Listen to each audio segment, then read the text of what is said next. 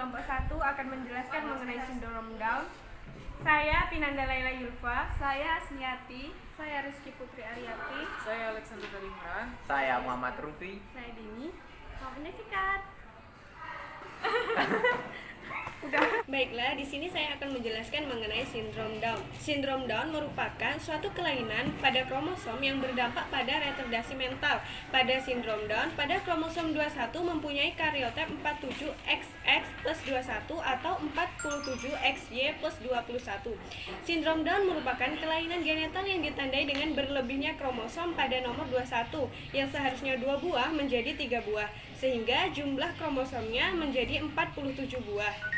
Hal tersebut karena peristiwa non-disjunction, yaitu kegagalan sepasang kromosom memisahkan diri ketika masa meiosis terjadi, yang mengakibatkan sel sperma dan sel telur tidak bisa mereplikasi menjadi dua. Akibatnya, dari kegagalan ini, sel telur dan sel sperma menghasilkan tambahan salinan kromosom pada autosom atau genosom.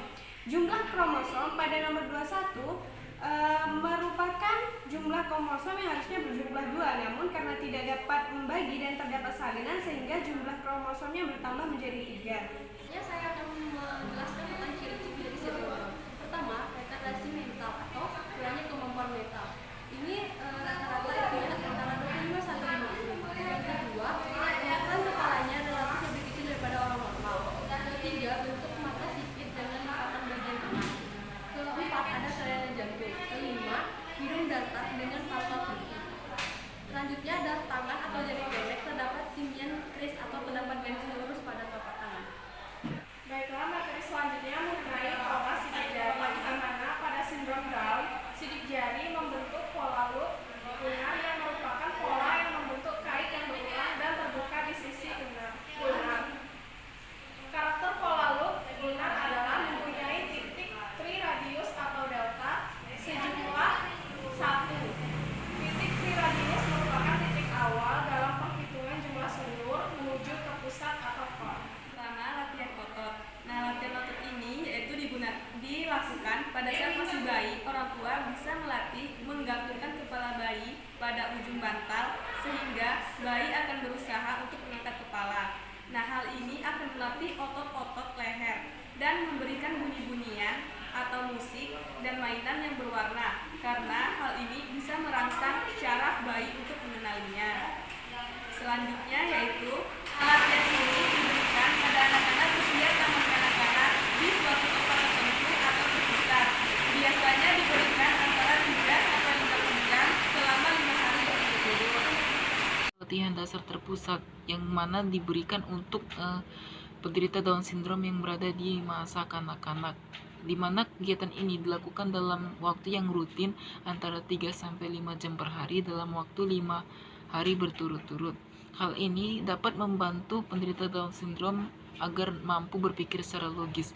Selanjutnya itu adalah latihan dasar terkombinasi yang mana diberikan untuk penderita Down syndrome yang mengalami kelainan fisik atau gagal pemikiran secara fisik, di mana ini dilakukan di tempat yang khusus karena si penderita Down syndrome ini tidak mampu atau pergi ke sekolah secara rutin, sehingga harus benar-benar khusus penanganannya. Nah, dalam proses ini harus dilakukan secara khusus kepada si penderita Down syndrome agar dia mampu berpikir secara logis tanpa harus mendapatkan dorongan-dorongan yang mampu memberikan dia penurunan mental. Selanjutnya, latihan yang bisa dilakukan untuk penderita sindrom Down ini adalah konsultasi, ya. Latihan konsultasi ini pun hanya dikerjakan pada saat-saat tertentu.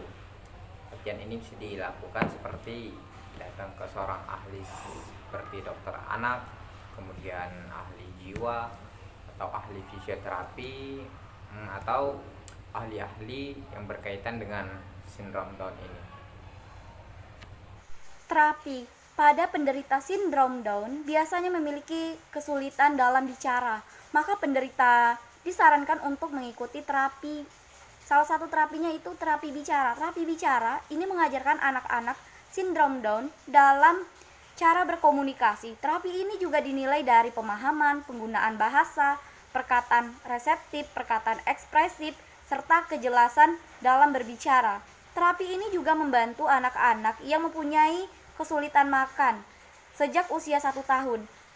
Dapat memulai dari pengajaran untuk menjaga anak agar lidah tetap di dalam mulut dengan komunikasi verbal ataupun dengan sentuhan.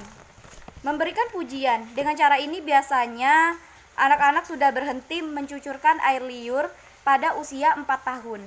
Terima kasih.